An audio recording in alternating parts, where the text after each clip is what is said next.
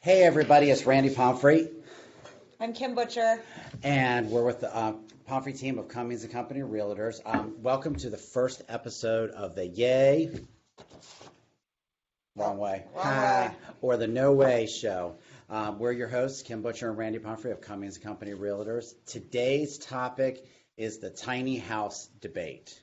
Why don't you introduce us to tiny houses, Kim? So tiny houses are just what we said, tiny houses. The typical tiny house is about 200 to 400 square feet, so about the size of your bathroom. And it's all the rage everywhere across the nation. People are downsizing exponentially from regular houses to tiny houses. Yep, and tiny houses are definitely starting to sneak on the scene more and more. As we go through this, we'll show you some of the states where they're more popular than other states. Kim and I are going to explore some of the pros and cons associated with each one and discuss some key issues around the debate. All right, first order of a topic here is, are tiny houses a viable choice? And ladies first, and we'll let Kim scowl through this one. I say they're not. This is my personal stance. I don't believe that people can have a fully functional life in a 200 to 400 square foot house. I tried to give this whole rage a fair shot by watching the show on whatever, I don't know, HGTV, CNN, and whatever channel it's on. And I don't think that you can have a great quality of life in an itty bitty, teeny weeny house that's the size of a shed. Gotcha. Definitely a good point there. The thing I wanted to bring up is that tiny houses have dated back to the Stone Age, where people started living in just small, really small places. They didn't have storage units. They didn't have lots of extra stuff. They only really had what they need. So I definitely think it's a mindset. Not everybody is going to take to this. Tiny houses are definitely something that is more of a state of mind and a way of living more than anything else. So I think we can agree to disagree on this one and move on to some more in-depth, hard-hitting points. Like, for example, where do you put it? Done a little bit of research into this. The easiest place to put a tiny home is on a property where there's already an existing home. So now you're going to be basically putting it on a property that you already own or somebody else already owns. It's kind of similar to maybe putting a mobile home or a portable trailer, an RV or something on somebody else's lot. It's like moving back home pretty much. Yeah. Putting it in your dad's backyard. Exactly. In Maryland in particular, they favor it a lot more if it's permanent and not mobile. It's a lot easier to get permits and everything if it's actually attached to the ground and not still on wheels. Other places you can put them are tiny home communities. And I actually have a little graphic here. Let me do the share screen. I'm going to start sharing the whole thing with you, which I didn't mean to share this page. Basically, my first picture here is, oh, no, not this one. This one is 5 states where tiny homes are, pretty welcome and pretty prevalent as well. California, Oregon, Texas, North Carolina, and Florida are definitely some places where tiny homes are taking off and being a little bit more mainstream. And since I'm from Oregon, I'm not surprised to see it on there because they like shenanigans, like small houses.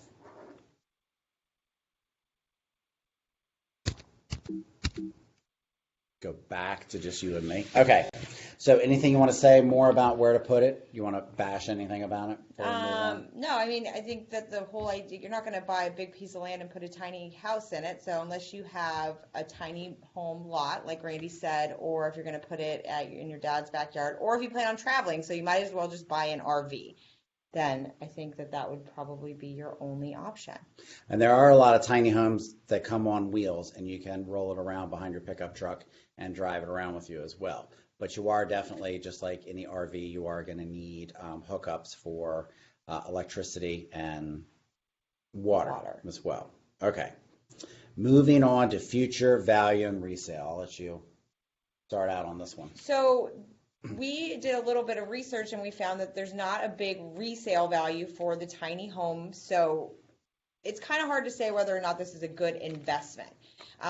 This phenomenon probably just started we're saying the last 5 years. Yeah, it's or really, so. yeah. So it's kind of hard to gauge whether or not in the future everybody's going to be chomping at the bits to try to buy a tiny house. But right now they're saying that the resale value is not that tremendous, mostly because you can just go and buy one for about anywhere from $20,000 to $40,000, brand new. So why would you buy an old shoebox? Randy, you can cue one of my pictures that I saved here Yes, for us to. You can either get this up. This would be number 4, I believe. Number 4. Okay. I haven't shared the screen yet. Oh no, that's not. That's the opposite of the tiny house. Would be. Yeah, I haven't shared it yet. Hold on, it's coming. It's coming. It would be number 3 then, or 2. All right. So here is Kim's. That's me and Anthony in our old age. How happy we're going to be in our tiny house. So.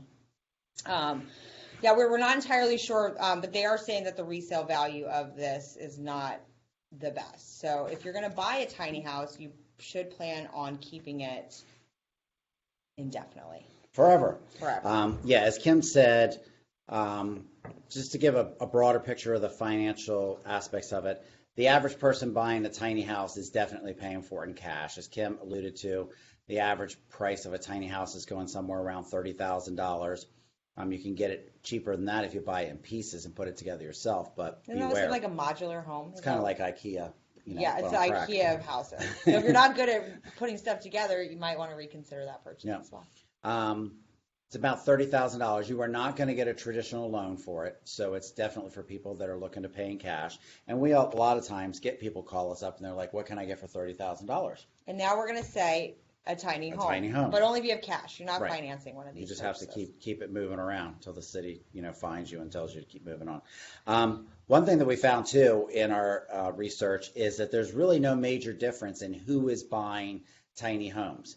It doesn't matter what color you are, how old you are, male, female, income. Basically, people across the board are buying tiny homes. So I think it has more to do with a mindset than like a geographic, a demographic, certain demographic or anything like that. There's definitely no definitive data out there yet as to what tiny homes are going to resale for. As Kim pointed out, tiny homes can be very personalized. And when you're talking about that little amount of space, one tiny little bit of thing off is going to basically make it so that somebody else doesn't want what you have. So you have to keep in mind that it's definitely a long-term investment. You're probably going to pay cash for it. You're not going to get a loan for it. The nice thing is that you will not have a loan. You will not have interest. And if you're smart with your money, you can save a lot that way. But as far as resale goes, it definitely is a big question mark. So tell us in the comments below, how do you feel about a tiny house? Thumbs up, thumbs down. We want to know what you guys think because I think it's pretty clear my stance on them. Tim also had a couple of, we're going to share a couple of other graphics here for you. Go back to sharing the screen again. And here's hers. There we go. Real estate agent points out that the advantage of smaller dwelling was lower running costs. So like Randy said, you're not going to have a water bill because you don't have water. And if you get a leak in your roof, you could probably just put a Band-Aid over it. So low maintenance. But look how cute. This one's even got like a second floor, apparently. I think he's just standing up. Oh. And I'm not sure what this is for. That's just the polar opposite of it. Just rubbing it in. Yeah. Is this the Queen's house? I think that's Windsor Palace. Windsor Palace. Yeah. Very nice. That's the other side. I don't know what that is either. That's their tiny house. Oh, yeah, that's the little house. Okay, I've got a few things to share with you guys as well. We're just going to jump through these. Some of these things are just simply gorgeous. I mean, if you just take away the size of it for a second and just look at it, I mean, some of them can be just absolutely gorgeous. They have everything that you would want. This one is definitely on the higher end of the tiny house. What is that? Is that like a den? Yeah, there's like a little, it wraps around. But it comes basically as two parts, and then they open it up. It comes like a trailer that they split in half. This is not the interior of that house in particular, but I brought this one up because there's a lot of space-saving designs that people can do. Obviously, shelving, cabinets, built-in washer/dryer. a stackable, refrigerator slash freezer, doing the steps like this. Obviously, this is not for someone who is fearful of heights, but you climb up into the bed area and stuff, and it doesn't show the other end of it. But basically, I have a bathroom under here as well. So you can use the space very efficiently. And we're just being told that we can't. So you guys not seeing our pictures? That's sad, disappointing, because that was a big highlight of our. Oh, okay. So now it's back on. All right. Thanks, caller, for letting us know. So this is what we just missed. Sorry about that for not sharing it with you. So this is the outside of a gorgeous home. This one's probably more in the $40,000 to $50,000 range. It's definitely up there. This is the interior of one. This is what I was just describing. So basically, you've got the washer dryer that are built in together, the stove built in, and everything like in a normal kitchen. You got the bathroom, the bed that's in a loft as well, and then the last thing I wanted to show you guys is this one. I mean, this is just the best thing. First, when I first saw this, I thought the house was the same size as a squirrel. It is the same size as a squirrel. That's a squirrel house. But squirrels are definitely nuts about small houses. They love them to death, which brings us to our fourth point, which we're going to go back to just us, is do you think Americans can adapt to the tiny house lifestyle? Long term, I say no. I think people like space, like Randy said, tiny houses dated back to, the Stone Ages. And the best thing about progress is that we went from living in caves to living in what's the average size of the average home in America? Do we know that? I don't know what that is. What size square footage is your house? Drop it in the comments below. Yep. I think mine's like 1,800 square feet. I don't know. It's not that big. But which is roughly the equivalent of about 4 tiny houses. Or 8 or something like that. I think we do have a lot of stuff that's in storage units. If you call the average storage unit, they very rarely have a vacancy. I was amazed when we got one. They took us like to the 3rd level all the way in the back, and we're like, here's your storage unit. I'm like, really? Is that the only one you have left? And they were like, really? It really is. It's going to require a shift in thinking for most people. You're going to have to get rid of a lot of stuff. I spoke with my wife, Jennifer, about this, and she said she was happy to let me have a tiny house. By yourself. And she said that I could put it in the backyard. She would stay in the main house. I think that Anthony tried to allude to the same thing earlier when I posted the picture of the tiny house, which was also just a shed as a joke, obviously.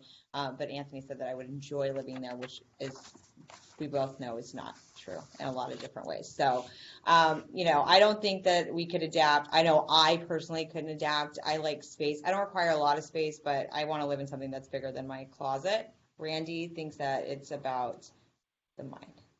So. I think it's all in your mind. I think you have to see what you can live with and what you can't live with, and it's a person by person decision. Is it mainstream yet? No. Are we selling them on the MLS yet? I don't think so. I haven't seen any. No, I think they're only building one locally that I've seen in Bel Air. And so it's been taking forever. No offense. It must be awesome. Are you the builder of the tiny house? If so, call us. We want to have you on our new show. Yes. We want to talk to you about how long it takes to build one. I can't wait to see the inside of it and get the tour of it and everything. I'm sure someone's going to be awesomely happy with their house and everything. So in the end, I give mine like a hesitant yay. I do love the idea of them. I also love the idea of living on a boat. So that tells you where I think. And I say no way, because I think that space is a necessity, especially if you have children or a spouse or even a pet hamster. Yeah, you definitely need to have fewer people. I don't think with my 3 children that I would like it as much. I can't even live in my house with my 3 kids. So. With the 3 children, I got to go with no way. But maybe just Jennifer and I, if I can convince her to live there Jennifer, with me. Can you leave a comment about how you really feel about the tiny house now that you're not here in the office? You can tell us. You can tell the internet. We can't see it right now anyway. So no matter what type of house you're looking to buy, definitely give us a call. Advice with us is always free. We like to have fun. We like to joke around. But in the end, we're 100% serious and committed to getting you guys the best house for you. Absolutely. So call us, and we will show you all of the tiny houses in the greater Maryland area. And the regular size ones. And the regular size ones, and the middle size ones, and Windsor Palace if we can get you in there. So. Yep, definitely. Thank you guys. Thanks for checking us out. Have a great week. Bye.